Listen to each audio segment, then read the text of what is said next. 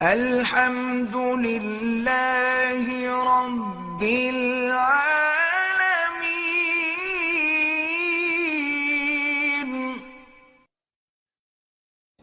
بندہ محمد جمشید ڈیرہ اسماعیل خان سے، وہ کہتا ہے میرا سوال یہ ہے کہ جو بریلوی حضرات حضور کو عالم الغیب اور علم ما کان و یکون کا اور ہر جگہ حاضر ناظر ہونے کا دعویٰ کرتے ہیں، ان کے پیچھے نماز نہیں ہوتی، وہ تو شرک ہے۔ علم غیب سے خاصہ خدا ہے، اللہ کے سوا کسی دوسرے کے لیے آپ دعویٰ کریں گے کافر ہو جائے گا آدمی۔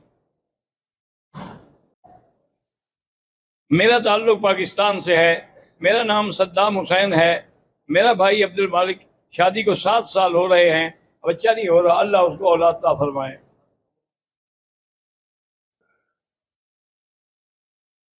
اگر امام کی شلوار ٹخنوں سے نیچے ہو اور دونوں پاؤں سجدے میں اٹھ جاتے ہو، مقتدی کی نماز تو ہو جائے گی، لیکن وہ امام گناہگار ہے کہ جس چیز سے حضور نے منع فرمایا ہے۔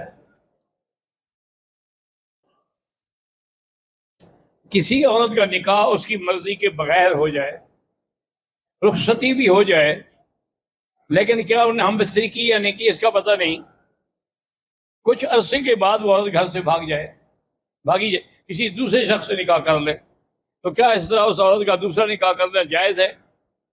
اس کے خیال کے مطابق یہ تھا کہ میرا پہلا نکاح نہیں ہوا، یہ غلط بات، نکاح تو اس کا ہوا تھا اور رخصتی بھی ہوئی تھی، اس پر دوسرا نکاح کرنا ناجائز ہے۔ میری والدہ فوت ہو گئی ہے، اللہ مغفرت فرمائے، اور میری بہو اور بیٹے کو اللہ صالح بنائے۔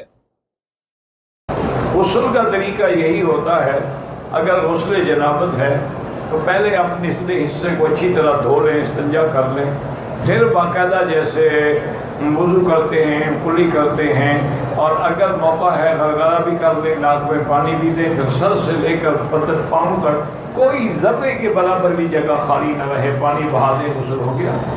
اگر پہلے وضو کی بھی نیت کر لیں، انشاءاللہ وضو بھی ہو گیا۔ مجھے پیسے دیے تھے کہ مکے کے کبوتروں کو ڈالنا ڈالتے ہیں، ہم بالکل ڈالیں، لیکن ایسی جگہ ڈالیں جہاں پاؤں میں نہ آئے۔ لوگ سڑک پہ ڈال دیتے پھر باقی اوپر چلتے رہتے ہیں، یہ بڑی اللہ کے رزق کی توہین ہے، یہ تو ثواب کے بجائے گناہ ہوگا۔ کہتے ہیں کہ میں ڈاکٹر ہوں، شوہر کے ساتھ تعلقات صحیح نہیں ہیں، وہ میرے حقوق ادا نہیں کرتا، 6 مہینے قریب بھی نہیں آتا، تو ایسے آدمی سے آپ علیحدگی اختیار کر لیں، خلو لے لیں، یا اس سے محبت کے ساتھ طلاق لے لیں۔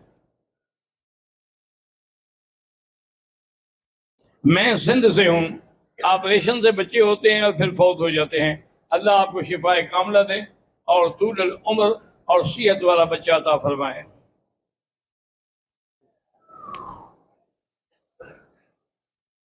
میں حرام کمائی کھانے سے بہت احتیاط کرتی ہوں، پھر بھی ہمارے شوہر پانی کے میٹر کی چوری کرتے ہیں، میرے پاس کوئی چارہ بھی نہیں ہے۔ آپ ایسے کریں کہ اس کو سمجھاتی رہیں، دین کی نصیحت کرتی رہیں کہ ابھی چوری نہ کرو، حرام سے بچو، باقی مانے گا تو ثواب ہوگا، نہیں مانے گا تمہارا قصور تو کوئی نہیں ہے۔ مولانا طارق جمیل صاحب مسلسل سر درد کی بیماری ہے اور کئی دفعہ علاج کراتے ہیں، اللہ ان کو شفاء کاملہ، صحت عاجلہ دائمہ عطا فرمائے۔ اللہم اشفیہ شفاء کاملۃ وصحۃ عاجلۃ بفضلک ومنک یا اکرم الاکرمین۔ کہتے ہیں کہ آپ نے کس مدرسے سے فراغت حاصل کی ہے؟ میرا بھائی کوئی ایک مدرسہ ہو تو میں بتاؤں نا، کئی مدارس میں پڑھتا رہا، الحمدللہ اللہ پاک نے اپنے دروازے پہ بیٹھ کے کام کرنے کی توفیق عطا فرمائی۔